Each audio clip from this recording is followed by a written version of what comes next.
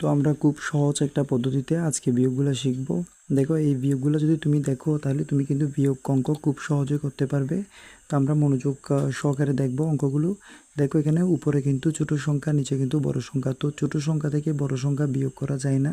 সেজন্য তোমাকে প্রথমে যে কাজটা করতে হবে, এই যেখানে 8 আছে এখান থেকে এক এখানে ধার আনতে হবে।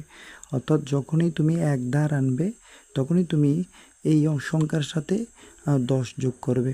কারণ তুমি দশক সংখ্যা থেকে যখন এক ধার আনবে তখনই তোমাকে ওই এক ধার এনেছো, তার মানেটা হচ্ছে তুমি 10 ধার এনেছো, 10 যোগ করতে হবে। দশক সংখ্যা যেহেতু এনেছো তার মানে দশক সংখ্যা মানে হচ্ছে 10, সো এটার সাথে 10 যোগ করতে হবে।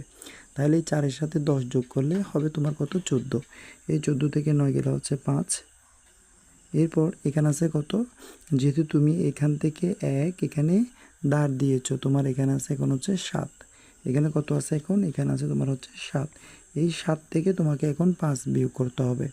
আর যখনই তুমি 7 থেকে 5 বিয়োগ করবে তখন তোমার কাছে থাকবে 2। কি বলেছি? 7 থেকে 5 যদি তুমি বিয়োগ করো তখন তোমার থাকবে হচ্ছে 2। এখন এখানে আছে 9। 9 থেকে আমরা তো ধার দিই নাই, সুতরাং আমরা 9 থেকে 3 বিয়োগ করতে পারবো। তাহলে 9 থেকে আমরা যদি 3 বিয়োগ করি তাহলে সেক্ষেত্রে আমাদের আনসার হবে কত? 6।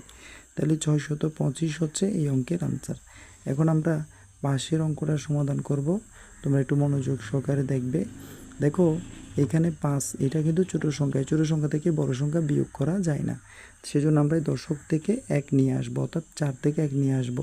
1 এনেছি মানে দশক সংখ্যা এনেছি, তার মানে এটার সাথে 10 যোগ করতে হবে। আমি কিন্তু এই অঙ্কে কিন্তু এই কথাটা বলেছিলাম যে যখনই তুমি এক ধার আনবে তার মানে দুইটা সংখ্যার মধ্যে কথা হচ্ছে। তো এটা হচ্ছে একক, এটা হচ্ছে দশক। দশক 1 এনেছো মানে তুমি 10 ধার এনেছো। দশক সংখ্যা এনেছো তার মানে তুমি 10 ধার এনেছো। সো এটার সাথে মনে মনে তুমি 1 যোগ করলেও তার মানে তুমি 10 ধার এনেছো। সেজন্য এই 5-এর সাথে 10ই যোগ করতে হবে। তাহলে 5-এর সাথে 10 যোগ করলে তোমার হবে হচ্ছে 15। 15 থেকে 9 গেলে হচ্ছে 6। এখন এখানে কত আছে? আর যেহেতু তুমি 1 এখানে ধার দিয়েছো, এখানে তোমার আছে এখন হচ্ছে 3। এখন আমরা জানি যে 3 থেকে 8 বিয়োগ করা যায় না।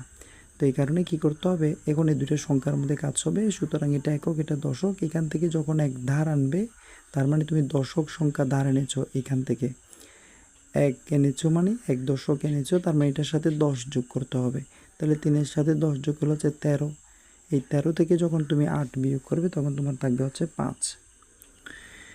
এখানে কত আছে? কারণ তুমি 1 এখানে বিয়োগ করেছো, সেজন্য এখানে তোমার এখন আছে 8। এই 8 থেকে যখন তুমি 1 বিয়োগ করবে তখন তোমার থাকবে 7। এই ধরনের আরও ভিডিও পাওয়ার জন্য আমাদের প্লেলিস্টে প্রচুর ভিডিও রয়েছে। আশা করি তোমাদের অনেক উপকার হবে। তো যদি ভিডিওটি ভালো লাগে সাবস্ক্রাইব করে আমাদের সাথে যুক্ত থাকবে। ধন্যবাদ সবাইকে।